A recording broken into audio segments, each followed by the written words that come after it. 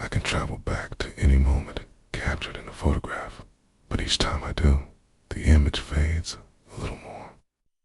And I need to tell you why every photo of us is now barely visible, while this one picture of another woman has disappeared completely. You think photography is about preserving memories, but for me, it's about consuming them. Every photograph is a doorway I can walk through, a portal to moments that have already passed. Touch the surface, focus on the captured instant, and suddenly, I'm there, living it again, as if time itself bent backward, just for me. The first time it happened, I was 15, holding a photo of my grandfather who had died the week before. Was taken at my 8th birthday party, him lifting me onto his shoulders while I blew out the candles.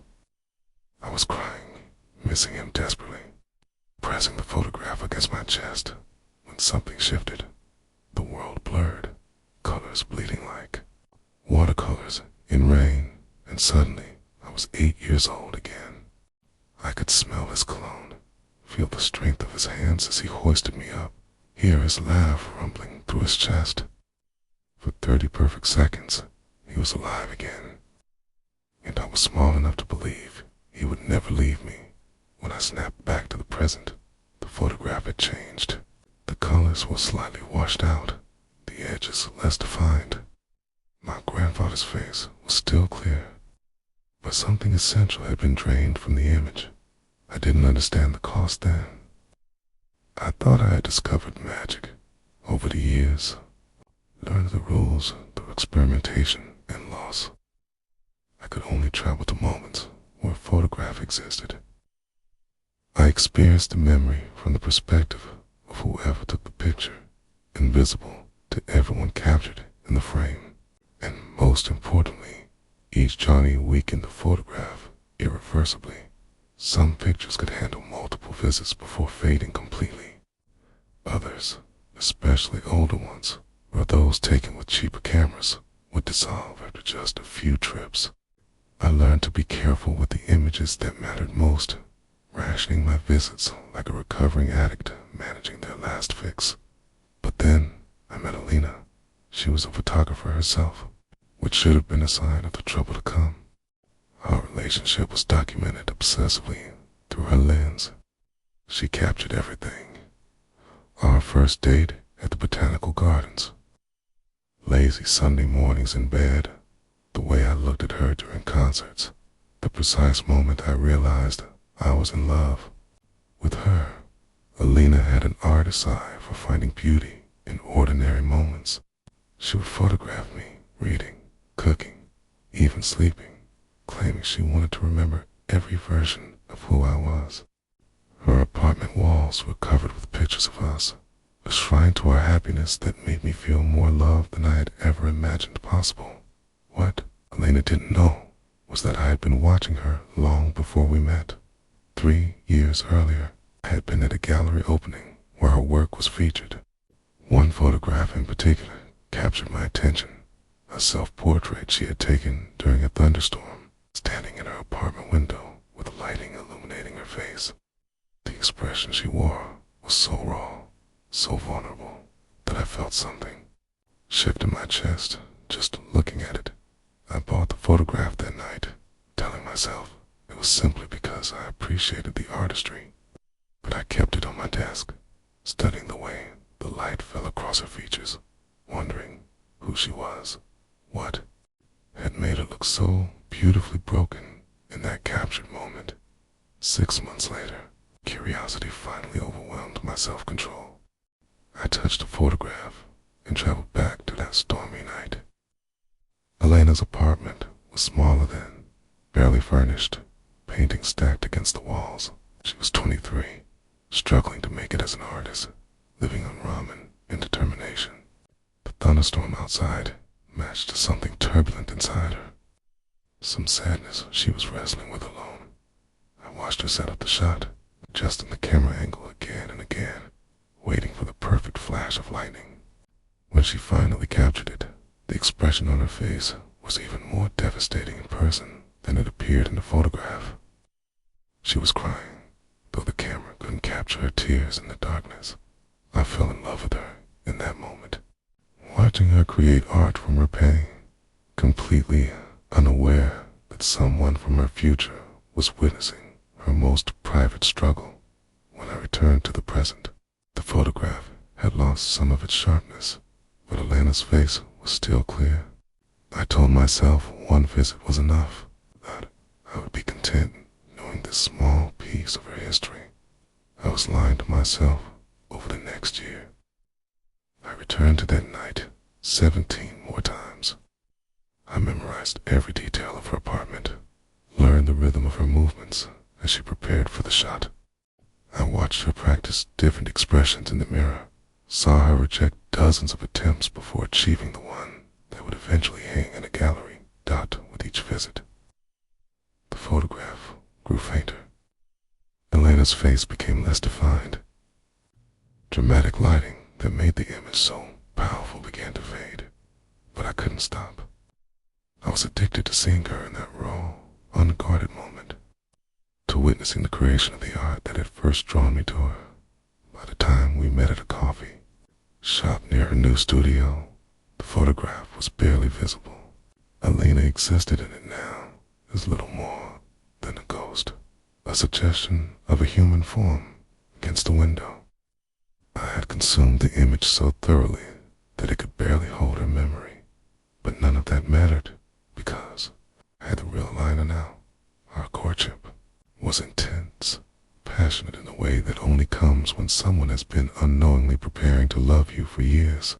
I knew exactly what to say to make her laugh, which subjects to avoid when she seemed melancholy. How to be present for her in ways that felt naturally perfect. Elena thought we had an extraordinary connection. She would marvel at how well I understood her, how I seemed to anticipate her needs before she voiced them.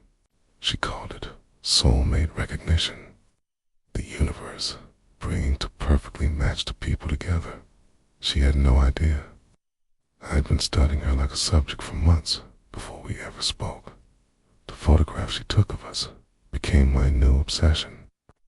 Every image was a doorway to relive our happiness, to experience again the moments when she looked at me with such love that it felt like drowning in sunlight.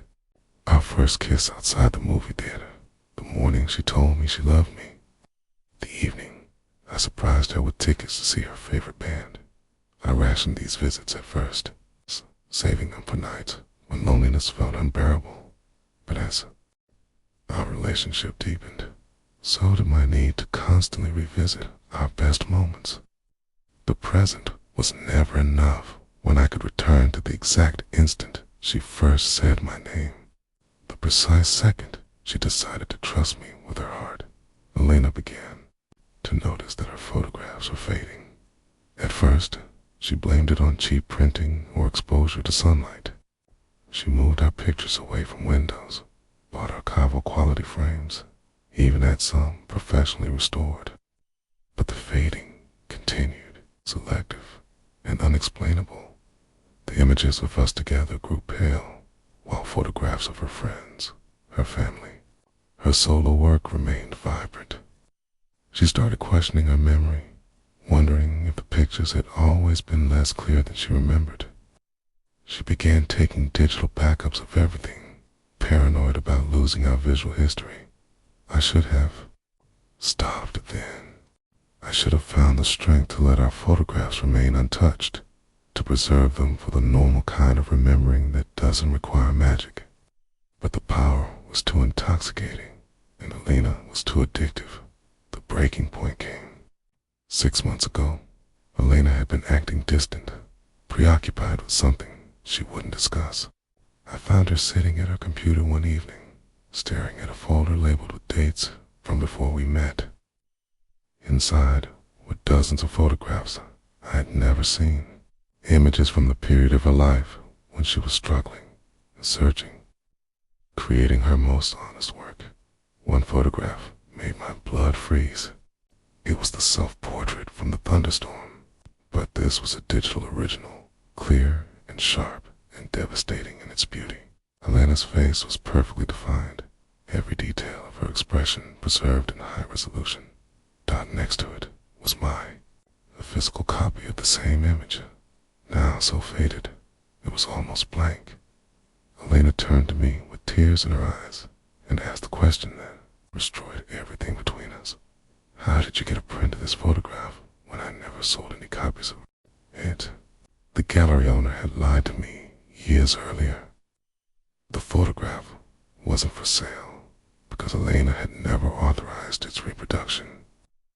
Someone had stolen the image from her portfolio and created unauthorized prints, selling her most private moment to strangers without her knowledge or consent. I had been in love with a stolen memory, building our entire relationship on a violation of her privacy that I had then compounded by. Visiting that moment until the evidence of my obsession was undeniable. When I tried to explain, the truth sounded even worse than the deception. I had been watching her, studying her, consuming her captured moments long before she knew I existed. Every seemingly perfect connection between us was built on information I gathered through supernatural stalking. Elena left that night and never came back. In the weeks that followed, I did something I had never done before. I began revisiting the photographs of us compulsively, desperately visiting our happy moments over and over until they faded beyond recognition. The picture of our first date became a blur of green shapes that might have been the botanical gardens. Our last vacation together dissolved into suggestions of blue that could have been ocean or sky. I was consuming our love story, destroying the evidence of the only real happiness I had ever known, because living in those memories hurt less than accepting they were over. But there was one photograph I couldn't destroy, one image that remained heartbreakingly clear, no matter how many times I visited it. The night Elena discovered my secret, she had taken a final picture of me without my knowledge. I found it on her memory card after she moved out. In it, I'm sitting at her computer, staring at the stolen photograph with an expression of devastation and guilt. Elena had captured the exact moment I realized I had built our love on a foundation of deception. The look on my face shows someone watching their entire world crumble. It's the most honest photograph anyone has ever taken of me. And it's the one image I can't bring myself to visit because I'm already living in that moment every day. Now you know why every picture of us looks like it's dissolving. Why the walls of my apartment are covered with fading ghosts instead of clear memories. I loved Elena so much that I literally consumed our relationship, turning every captured moment into a worn-out echo of itself. The cruel irony is that my power was supposed to preserve memories, to keep the past alive. Instead, it taught me that love isn't about holding on to moments, it's about being present enough to create them honestly in the first place. Every photograph tells a story, but some stories are better left unvisited.